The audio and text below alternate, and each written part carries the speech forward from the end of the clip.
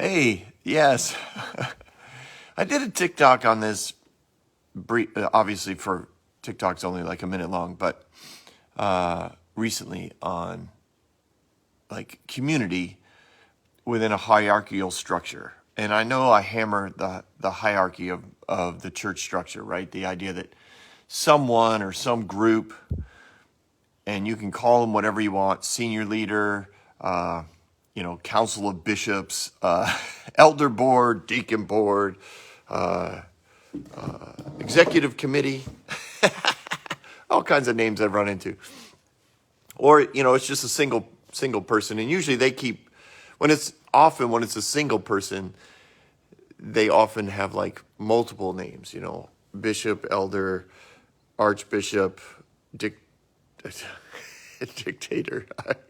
Bob, stop. All right. So listen, whatever that structure is, top-down community is usually something that they, like the people up top or the person on top knows they need, right? People need to feel connected. They need to be in relationship or they won't keep coming to church.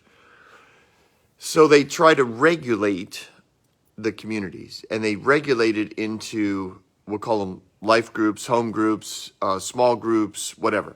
And sometimes they get a huge success because it's highly organized, properly promoted, but it's also regulated, right? It's top-down stuff. It's this is what we're going to be studying. This is where you're going to meet. This is the geographical location of your home group. We want everybody in home groups. Some people get really pushy on it, and other people are kind of like, well, we'll just kind of see what happens. Whoever wants to.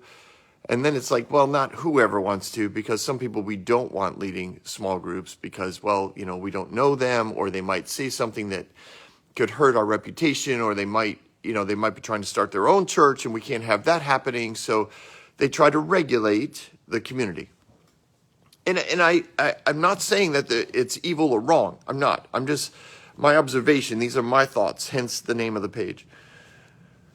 My observation, and I've seen the hierarchy of church. I was trained in it. Again, I don't think it's evil or wrong. I just think the next generation needs to be different than to put it in Christianese. I think the new wine needs to be contained in something new. And that new containing, I think, for me, comes down to more of a community-minded leadership by recognizing each other's gifts and then honoring them by bringing them into every discussion of the decisions that need to be made, so that you hear from, again, I know this is Christianese, but so you hear from the prophet, the apostle, the pastor, the teacher, the evangelist. You hear from all of them as to how the decision that you're going to make, or the direction you want to go, or the vision, you hear from them all. And I know to like visionary apostles, they're like, but they're gonna get in the way.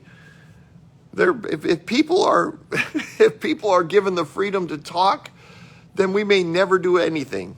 And I understand that. But then again, the pastor is thinking, if we just keep running over people with our vision, then we keep hurting people and they keep leaving the church. They come in and they leave. They come in and they go. They come in and they go, because we use them to propel the vision, and then they feel used, and then they leave. Anyways, that's just two quick examples. So back to regulating community. I don't think you can. I don't think you can, because community has to be organic, and you can use that word and still try to regulate it. And I'm not saying community never happens when it's regulated. That's not what I'm saying.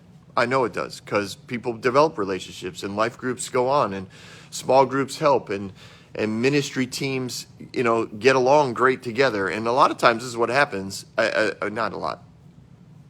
My observation is many times groups of people are already getting together doing stuff.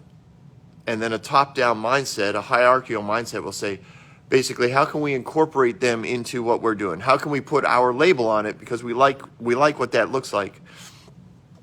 Or you see somebody who can develop community, or a leader who does community well, and you say, okay, how can we get them on our team? How can we make them support our vision? because we need to move forward, and this is a good thing. People like them. People, will respond to them, and we need them on our side so that we can move forward. And I'm not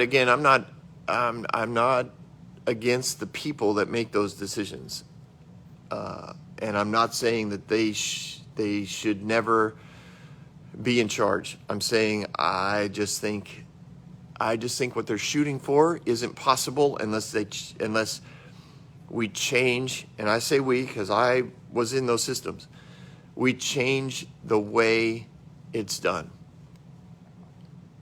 We have to get back. If we want to build communities, if we want to build relationships, then we as leaders need to be in community. We need to be leading by community, and we need to be leading in relationship. And if we don't, then ultimately all we're doing is running a program.